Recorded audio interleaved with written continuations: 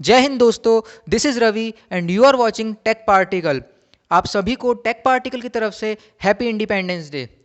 Take news के आज के नए अपडेट में हम ऐसे कुछ इंडियन इन्वेंशंस देखेंगे जिसने दुनिया के अंदर एक बहुत ही बड़ा इम्पैक्ट छोड़ा है और आज भी दुनिया उन सारी इन्वेंशंस के लिए इंडिया का शुक्रगुजार है। So let's begin with this video.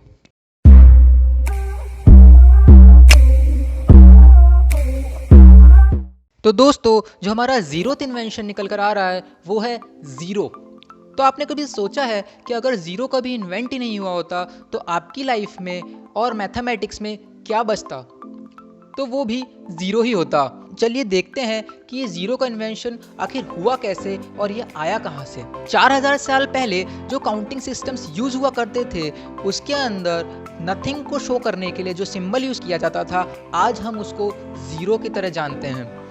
कुछ काउंटिंग सिस्टम्स डॉट यूज़ करते थे, कुछ काउंटिंग सिस्टम्स एक खाली जगह छोड़ दिया करते थे, पर उस समय भी ज़ीरो की कोई न्यूमेरिक वैल्यू नहीं थी, यानी कि ज़ीरो को सिर्फ एक सिंबल की तरह ट्रीट किया जाता था, ना कि किसी नंबर की तरह। ज़ीरो की जो न्यूमेरिक सिग्निफिकेंस जो सामने आई वो आई 7th सेंचुरी में, जब इंडियन मैथमेटिशियन ब्रह्मगुप्ता और उनके साथी मैथमेटिशियन ने दुनिया को ये दिखाया कि जब किसी नंबर को उसमें से ही माइनस किया जाता है, यानी कि किसी नंबर को खुद से ही सब्ट्रैक्ट कर दिया जाता है, तो जो रिजल्ट निकल के आता है वो निकल कर आता है ज़ीरो। और उस समय पर ब्रह्मगुप्ता और उनके साथी मैथमेटिशियन उसको कहते थे शून्य। उनके काउंटिंग सिस्टम में शून्य को रिप्रेजेंट करने के लिए वो लोग एक डॉट का यूज़ किया करते थे, जिसकी वैल्यू जो थी वो नल वैल्यू थी। अब ये डॉट इंडिया से चलते चलते चाइना पहुंचा और चाइना से पहुंचा मिडल ईस्ट। वहाँ पे मैथमेटिशियन मोहम्मद इब्न मूसा अल ख्वारिज़मी ने पहली बार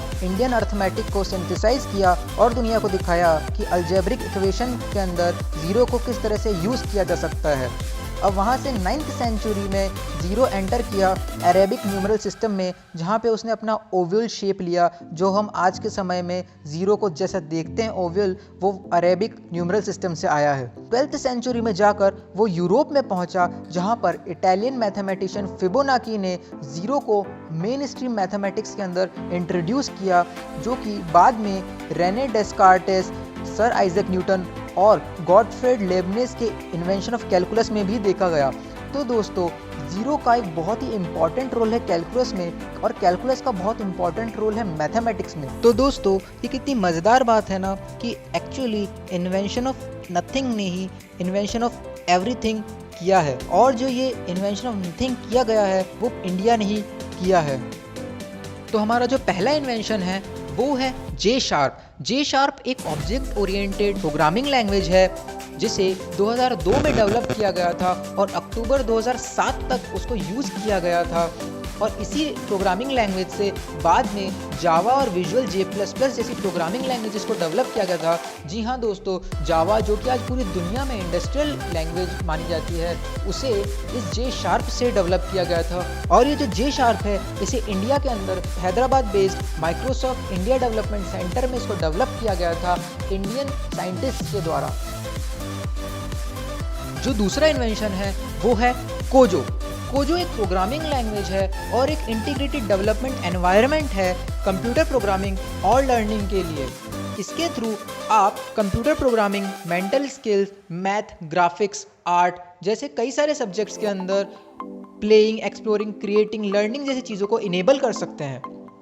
कोजो को डेवलप किया गया था 2010 में ललित पंत के द्वारा, जो कि एक कंप्यूटर प्रोग्रामर है और टीचर है जो कि देहरादून में रहते हैं। ये एक ओपन सोर्स सॉफ्टवेयर है।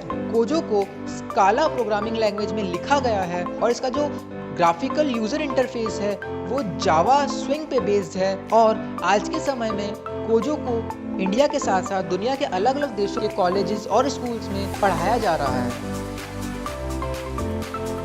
तो हमारी लिस्ट में जो तीसरा इन्वेंशन है वो है रेडियो वेव का, जिसको इन्वेंट किया था सर जगदीश चंद्र बोस ने। उनको फादर ऑफ वायरलेस टेलीकम्युनिकेशन भी कहा जाता है। वो पहले ऐसे साइंटिस्ट थे जिन्होंने नवंबर 1895 में पब्लिक डेमोन्स्ट्रेशन करके दिखाया था टाउन हॉल कलकत्ता के अंदर। उन्होंने उस डेमोन्स्ट्रेशन के अंदर इलेक्ट्रोमैग्नेटिक वेव्स को 75 फीट की दूरी से पास किया था थ्रू वॉल्स, और एक बेल को रिंग किया था और एक्सप्लोड किया था कुछ गन पाउडर को।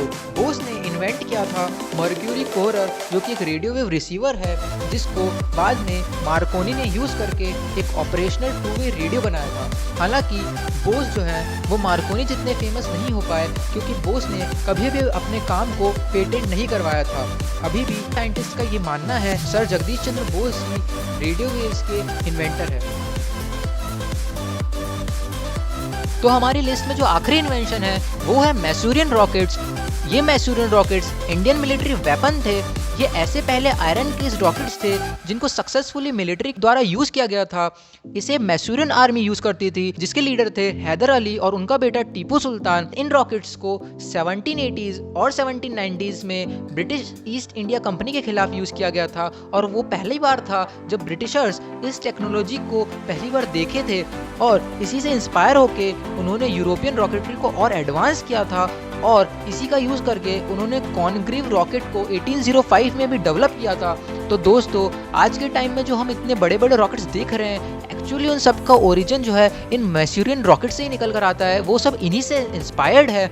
तो देखिए इंडिया का मिलिट्री वेपन्स के अंदर भी कितना बड़ा योगदान रहा है। तो दोस्तों, आज की वीडियो में सिर्फ इतना ही। अगर आपको वीडियो पसंद आया हो तो प्लीज़ हमारी वीडियो को लाइक करिएगा, अपने दोस्तों के साथ शेयर करिएगा, और सब्सक्राइब जरूर कर दीजिएगा अगर आपने अब तक नहीं किया तो, और बेल आइकन दबाना मत भूलिएगा। जय हिंद दोस्तों, हैप्पी इंडिपेंडेंस डे।